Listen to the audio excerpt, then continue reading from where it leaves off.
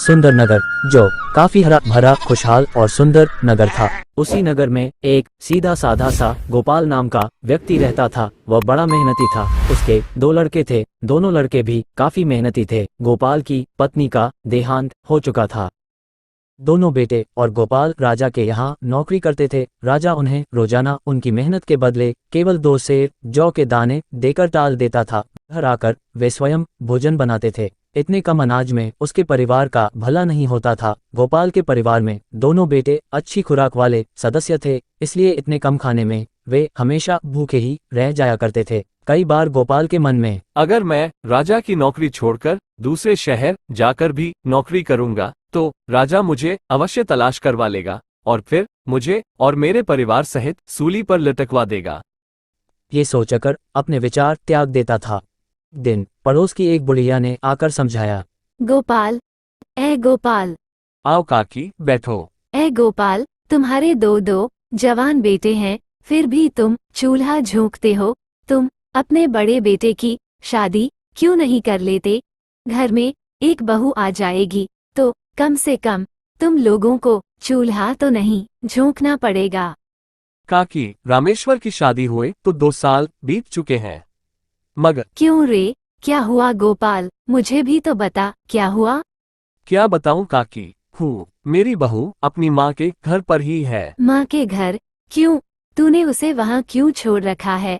तू अपने बेटे से कहता क्यों नहीं, वो उसे वहाँ से लेकर आए? कैसे लाए काकी, हमारे घर में तो एक चारपाई तक नहीं है जिस पर वह बेचारी आकर बैठ भी सके, और फिर रामेश्वर के पास ऐसे कपड़े भी नहीं हैं काकी जिन्हें पहनकर वह अपनी ससुराल जा सके। अरे वाह रे वाह गोपाल, बस इतनी सी बात है। मैं तो समझी थी कि कोई बड़ा बखेड़ा है। चल, तुम्हें कपड़े में दूंगी, तुम रामेश्वर को उसकी ससुराल भेजने का प्रबंध करो। भगवान ने चाहा तो सब ठीक हो जाएगा। अब मैं चलती हूँ, रामेश्वर को तैयार रखना जाने के लिए। फिर रामेश्वर नए कपड़े पहनकर अपने ससुराल को चला गया। ससुराल में उसकी खूब आवभगत हुई और 3 दिन वहां रहने के बाद रामेश्वर अपनी पत्नी को लेकर अपने घर की तरफ चल दिया। परंतु रास्ते में उसने सोचा कि उनके घर में तो कोई चारपाई भी नहीं है जिस पर वह अपनी पत्नी को बिठा सके। तब उसके दिमाग में एक युक्ति आई। उसने अपनी पत्नी को सीधा उस बुढ़िया के घर पर ही उतार दिया और जब वह अपने घर खाली हाथ आया तो गोपाल ने उससे उसकी पत्नी के बारे में पूछा तो उसने सब कुछ अपने पिता को बता दिया। फिर वे राजा के यहाँ नौकरी पर चले गए। बुढ़िया ने रामेश्वर की पत्नी की खूब खातिर की और फिर वह बोली, आओ बेटी, मैं तुम्हें तुम्हारे घर छोड़ आओ। बुढ़िया की बात सुनकर नई नवेली बहू को बड़ा आश्चर्य हुआ। वह सोचने लगी कि क्या ये उसका घर नहीं है। तब उसने हिचकिचाते हुए बुढ़िया से पूछा, क्यों माँ जी, क्या यह मेरा घर नहीं है? फिर बुढ़िया ने जो कुछ सच था उसे बता दिया और उसे उसके घर छोड़ आई। अपने पति के घर में घुसकर बहू ने देखा तो उसे बहुत बुरा सा वह घर लगा। घर के अंदर जगह जगह चूल्हे बने हुए हैं, चूल्हों की राख बिखरी पड़ी है, एक कोने में टूटी हुई चारपाई पड़ी है। बर्तनों के नाम पर घर के अंदर टूटी फूटी 4-5 प्लेटें हैं। कपड़ों को उठाकर देखा तो उन फटे पुराने कपड़ों पर धूल जमी पड़ी है। अपनी ससुराल के घर की हालत देखकर बहू की आंखों में आंसू आ गए। अब वह सोचने लगी कि पिछले जन्म में उसने ऐसी कौन सी गलती की थी जिसकी सजा भगवान उसे इस जन्म में दे रहा है। बहू हिम्मत वाली थी। कुछ देर सोचने के बाद वह उठी और घर की सफाई में जुट गई। सारा घर साफ किया। आंगन में फैली चूल्हों की राख, जगह जगह बने चूल्हे तोड़कर उसने एक चूल्हा तैयार किया। फिर वह अपने पति के आने की प्रतीक्षा करने लगी। शाम होने जा रही थी परंतु उनमें से अभी तक कोई भी सदस्य घर पर नहीं आया था। बहू को बेचैनी होने लगी। इतना बड़ा घर और उस घर में वह अकेली। उससे चिंता होने लगी कि कहीं कोई गैर आदमी आकर उसके साथ दुराचार न करने लगे। उसके मन में तरह तरह के ख्याल आने लगे, किंतु जैसे ज्यादा प्रतीक्षा नहीं करनी पड़ी। तभी उसका पति और ससुर अपने बेटों के साथ घर में आए तो उन्होंने देखा कि उनके घर की हालत बिल्कुल बदल चुकी है। ये देखकर वह सब प्रसन्न हो उठे। परंतु जब गोपाल की निगाह चूल्हों की तरफ उठी तो उसने बहू से कहा, बहू, ये तुमने क्या किया? तुमने तो सब चूल्हे ही खत्म कर दिए। अब हम खाना कहाँ पर बनाएंगे? तुम इसकी चिंता मत करो बापू, आज से इस घर के अंदर एक ही चूल्हे पर खाना बनेगा और हम सब एक साथ मिलकर खाएंगे। ठीक है बहू, अब जैसी तुम्हारी मर्जी। क्या राजा आपको केवल इतने ही जौ देता है? हाँ बेटी, राजा जो कुछ देता है वही हम ले आते हैं। तुम सब लोग दब्बू हो। राजा के लिए तुम इतनी मेहनत करते हो और राजा तुम्हें थोड़े से जौ देकर बहका देता है। कल तुम उससे कहना कि वह इससे 3 गुने जौ दे तो काम करेंगे। उसको जरूरत होगी तो तुम लोग से काम कराएगा। और सुनो, तुम डरना मत। भाग्यवान तुम नहीं जानती राजा को। हमारी बात सुनकर वह हमारी जबान कटवा देगा। तुम चोरी तो नहीं कर रहे हो, तुम झूठ तो नहीं बोल रहे हो।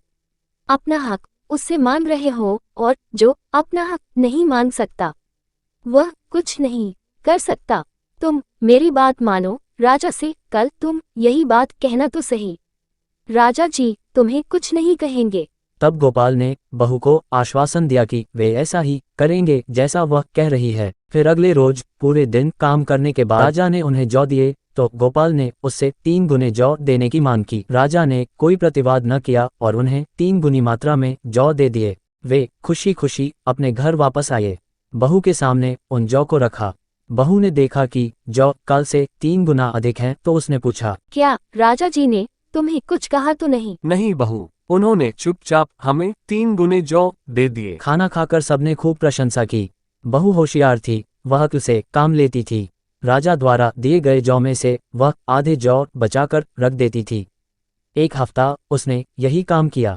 फिर अगले दिन उसने अपने पति से कहा, ए जी सुनो, आज तुम राजा से कहना कि इतने जौ से हमारा काम नहीं चलता, वह कुछ न कुछ जौ की मात्रा और बढ़ा दें। ठीक है जी। शाम को काम से निपटने के बाद बाप बेटे राजा के पास गए और उसके सामने अपना प्रस्ताव रखा तो राजा ने बिना भू पटाख के जौ की मात्रा फिर 3 गुना कर दी। कुछ दिनों बाद, बापूजी, तुम लोग कल से राजा के यहाँ काम करने नहीं जाओगे। फिर हम लोग क्या खाएंगे बेटी? मैंने काफी अनाज बचा बचा कर इकट्ठा कर लिया है। तुम लोग बाजार में कोई दुकान देख लो और उसमें अनाज बेचने का काम शुरू कर दो। भगवान ने चाहा तो हमारे पास सब कुछ हो जाएगा। ठीक है बेटी। दूसरे दिन उसने बाजार में एक दुकान का प्रबंध कर लिया। उसमें बहू द्वारा बताई गई योजना के अनुसार अनाज बेचने का काम शुरू कर दिया। शुरू में तो दुकान पर कम ही ग्राहक आए, लेकिन फिर उनकी दुकान चल निकली। दुकान चलती देख गोपाल तथा उसके बेटों की खुशी का ठिकाना ना रहा। वे घर के लिए भी कुछ न कुछ सामान जुटाने लगे। पिताजी, तुम रोजाना घर पर खाली हाथ चले आते हो, तुम्हारी ये बात अच्छी नहीं है। रास्ते में जो कुछ मिला करे उसे उठा लाया करो। ठीक है बेटी। और अगले ही दिन से वह रास्ते में पड़ी किसी भी वस्तु को छोड़कर नहीं आता था। रास्ते में यदि उसे कोई कागज भी मिल जाता तो वह उसे भी नहीं छोड़ता था और बहू उन सब चीजों को घर के एक कोने में जमा करती रहती थी। गोपाल रोजाना कुछ न कुछ लेकर घर में घुसता था, किंतु आज उसे रास्ते भर कुछ ऐसी वस्तु दिखाई नहीं दी जैसे उठाकर वह अपने घर ले जा सके। वह एक जगह खड़ा होकर सोचने लगा। अचानक उसकी नजर रास्ते के किनारे पड़े एक मरे हुए सांप पर पड़ गई। वह झपट कर उसके पास पहुंचा। उसने देखा सांप वाकई मरा हुआ था। उसने सोचा कि वह उसी मरे हुए सांप को उठाकर ही अपने घर ले जाए। यदि वह घर में कुछ भी लेकर नहीं घुसा तो उसके बहू कहीं उससे नाराज ना हो जाए। तब गोपाल ने एक लकड़ी पर उस सांप को ठग लिया और उसे ही अपने घर ले आया। बहू ने जब अपने ससुर के हाथ में मरा हुआ सांप देखा तो वह उछलकर बोली, अरे ये क्या उठा लाए पिताजी? खैर कोई बात नहीं, अब आप इसे ले आए हैं तो छत पर फेंक दो। फिर अगले दिन इस संयोग ही था कि एक चील रानी का हार अपनी चोंच में दबाए उड़ रही थी। उसने छत पर सांप देखा तो वह तुरंत वहां उतर आई। चील ने हार को छत पर एक तरफ फेंका और सांप पर झपट पड़ी। वह सांप को उठाकर आकाश में उड़ गई। बहू आंगन में खड़ी सब देख रही थी। उसने हीरो का हार को छत से उतार कर देखा तो उसकी आंखें आश्चर्य से फटी की फटी रह गईं और उसे एक संदूक में सुरक्षित रख दिया। सुनो सुनो सुनो, एक चील रानी का हीरो का हार लेकर उड़ गई है। जिस किसी व्यक्ति को वह हार मिल जाए उसे राजा के दरबार में पहुंचा दे। राजा उसे मुंह मांगा इनाम देंगे। सुनो सुनो सुनो। फिर शाम को क्या वास्तव में रानी का हार चील लेकर उड़ गई है या राजा की कोई चाल है? नहीं नहीं बहू, राजा इतना झूठा नहीं है, हम उससे जानते हैं, वह झूठ नहीं बोल रहा है। हार वास्तव में चील ले उड़ी है और फिर राजा को उसके ज्योतिषियों ने बताया है कि हार किसी की छत पर है। नहीं पिताजी, ज्योतिषी झूठ बोलते हैं। हार राजा के महल के पीछे कूड़े के ढेर में दबा हुआ मिलेगा। तुम्हें कैसे मालूम बेटी कि हार कूड़े में मिलेगा? पिताजी, कुछ बातें ऐसी होती हैं जिन पर बहस करने से कोई फायदा नहीं होता। तुम मेरी बात मानो, राजा के दरबार में तुम झूठ मूठ का पोथी पन्ना लेकर जाओ और जैसा मैं कहती हूँ वैसी सूचना राजा को दे दो। क्या कहती हो बहू तू? अगर वहाँ हार नहीं मिला तो राजा मेरी गर्दन उड़वा देगा। नहीं नहीं, मैं नहीं जाऊंगा। पिताजी, मैं जो कुछ कह रही बिल्कुल सच कह रही हूँ। आप वैसा ही करें जैसा मैं तुमसे कह रही हूँ, तुम्हें कुछ नहीं होगा। बहू ने अपने ससुर को खूब समझाया। ठीक है बहू, मैं जाऊंगा।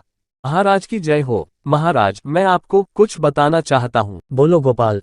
महाराज, रानी जी का हार महल के पीछे कूड़े के ढेर में दबा हुआ है। फिर बहू उस हार को राजा के महल के पीछे कूड़े में डाल आई। गोपाल की बात सुनकर राजा ने अपने सिपाहियों को महल के पीछे कूड़े के ढेर में हार ढूंढने का आदेश दिया। संयोग से हार सिपाहियों को मिल गया। हार दरबार में लाया गया। उसे देखकर राजा सहित सारे राज ज्योतिषी गोपाल की भविष्यवाणी को मान गए। वे नहीं जानते थे कि एक अनपढ़ गवार आदमी इतना बड़ा विद्वान हो सकता है। गोपाल, हम तुम्हारे काम से बहुत खुश हैं। अब तुम हमसे जो कुछ मांगना चाहते हो मांग लो। अन्नदाता, मैं आपसे क्या मांग सकता हूँ? मेरी तो आपके सामने जुबान भी नहीं खुल सकती। मैंने तो हुजूर अपने कर्तव्य का पालन किया है। ऐसा कैसे हो सकता है? तुम्हें कुछ न कुछ तो अवश्य ही मांगना होगा। सरकार, मेरे बेटे तो बहुत मूर्ख है। हाँ, मेरी पुत्रवधू बहुत योग्य है। मैं उससे परामर्श करके आऊंगा, तब आपको बताऊंगा। ठीक है, जाओ, तुम इसी समय बहू से पूछ कर आओ। फिर गोपाल घर आकर अपने बहू को सारी बात बता दी तो बोली, ये कौन सी बड़ी बात है पिताजी? तुम राजा से वचन मांगो कि वह धनतेरस से लेकर दिवाली तक नगर में किसी के भी घर में दिया न जलने दे। यहाँ तक कि महल के अंदर भी अंधेरा रहना चाहिए। बेटी, मेरी समझ में तो तेरी उल्टी सीधी बातें नहीं आ रही हैं। मैं ऐसी बात राजा से कैसे कह सकता हूँ? वह तो गुस्से में भरकर मुझे पागलखाने में डलवा देगा। तुम घर पर बैठकर ही राजा के निर्णय की बात स्वयं क्यों सोच रहे हो? वह तुम्हें कुछ नहीं कहेगा पिताजी। जाओ, जैसा मैंने कहा तुम वैसा ही कहना। फिर गोपाल अपना सा मुंह लेकर दरबार में पहुंचा। कहो गोपाल, क्या सलाह मशविरा करके आए हो? सरकार, मैं जो कुछ भी सलाह मशविरा करके आया वह सब अभी आपके सामने बता दूंगा, लेकिन पहले आप मुझे वचन दें कि आप मेरी बात पूरी करेंगे। ठीक है गोपाल, हम वचन देते हैं। महाराज, धनतेरस से दिवाली तक सारे नगर में अंधेरा रखा जाए। कोई भूलकर भी अपने घर में दिया न जलाए। आपके महल में भी अंधेरा ही रहना चाहिए। बस मेरे घर में घी का दीपक जलेगा। मुझे ऐसा लगता है कि तुम्हारा दिमाग खराब हो गया है। गोपाल, सारे नगर में अंधेरा कराने से तुम्हें क्या मिलेगा? तुम ये मूर्खता भरी बातें छोड़ो और कोई अच्छी सी वस्तु मांग लो। मैं तुम्हें सब कुछ दे सकता हूँ। मैंने जो कुछ कहना था कह दिया। मैं इसके सिवाय आपसे कुछ और नहीं मांगूंगा महाराज। ठीक है गोपाल, जो तुम्हें चाहिए वो मिल जाएगा। सुनो सुनो सुनो, आने वाली दिवाली पर धनतेरस से लेकर दिवाली तक कोई अपने घर में दिया नहीं जलाएगा। यदि किसी ने आज्ञा का पालन नहीं किया तो उसे मृत्युदंड दिया जाएगा। सुनो सुनो सुनो। फिर राजा ने उसी दिन नगर में ऐलान करा दिया। राजा के इस आदेश से सारे नगर में हड़कंप मच गया। लोग राजा और गोपाल को कोसने लगे। कोई कुछ कह रहा था, कोई कुछ, लेकिन उनकी बात वहां सुनने वाला कौन था? समय बीतता चला और धनतेरस का दिन भी आ गया। लोगों ने डर के मारे अपने अपने घरों में दीपक नहीं जलाए। पूरा नगर अंधेरे में डूबा हुआ था। केवल गोपाल के घर में घी का दीपक प्रकाशमान था। दिवाली का दिन था। माता लक्ष्मी अपने वाहन पर घूमने निकली। नगर में चारों ओर अंधकार फैला हुआ था। आज दिवाली के त्योहार की धनतेरस है, लेकिन इस नगर में किसी ने दीपक नहीं जलाकर रखा है। ये देखकर माता लक्ष्मी जी बहुत निराश हुईं। वे अंधेरे में नहीं रुकती थीं। उनके पास हर समय ज्योति जलती रहती है। माता लक्ष्मी उजाले की खोज में इधर उधर भ्रमण करने लगीं। फिर अंत में उन्हें गोपाल के घर में दीपक जलता हुआ मिला। वे तुरंत उसी घर में घुस गईं और वहीं अपना आसन लगाकर जम गईं। घर में सब सो चुके थे। केवल गोपाल की बहू नींद के कारण ऊँघ रही थी। कुछ देर के लिए उसकी भी आंख लग गई थी और फिर जब उसकी आंख खुली तो वह अपने टूटे फूटे घर की जगह एक आलीशान घर देखकर चकित रह गई। घर सभी आधुनिक वस्तुओं से परिपूर्ण थी। ये देखकर वह बहुत प्रसन्न हुई। उसकी युक्ति काम कर गई थी। फिर उसने अपने पति तथा ससुर को जगाया। सब अपने आप को टूटे फूटे घर की जगह आलीशान घर को देखकर हैरान हो रहे थे। उनकी समझ में कुछ भी नहीं आ रहा था। एकदम इतना बड़ा परिवर्तन कैसे हो गया। फिर अचानक माता लक्ष्मी प्रकट हुई। अब तुम्हारे दरिद्रता के दिन दूर हुए। अब तुम्हारे अच्छे दिन आ गए हैं, क्योंकि दिवाली के पर्व पर मैंने केवल तुम्हारे घर में दीपक जलता पाया और सारे नगर में अंधेरा था। इसलिए मैं तुम्हारे ही घर में आ गई। मैंने यहाँ आकर आसन जमा लिया है। फिर अगली सुबह। बापू, तुम राजा के दरबार में जाओ। बेटी, मैं नहीं जाऊंगा। बापू, आप नहीं जानते, अब हमें राजा का गुस्सा भी तो ठंडा करना है। आप उनसे जाकर कहें कि मैंने 3 दिन तक नगर में अंधेरा इसलिए रखवाया था कि प्रकाशयुक्त घरों पर भारी आपदा आने का योग था। अतः अंधकार के कारण विपदा टल गई है। फिर यह बात सुनकर राजा प्रसन्न हो जाएगा। बहू की बात सुनकर गोपाल दरबार में उपस्थित हुआ और बहू द्वारा कहे गए वाक्यों को उसने राजा के सामने दोहरा दिया। उसकी बात सुनकर राजा वास्तव में ही प्रसन्न हो गया और गोपाल को राजा ने बहुत सा धन देकर विदा किया। अब वे अपनी बहू की होशियारी और बुद्धिमत्ता के द्वारा खुशी खुशी दिन बिताने लगे।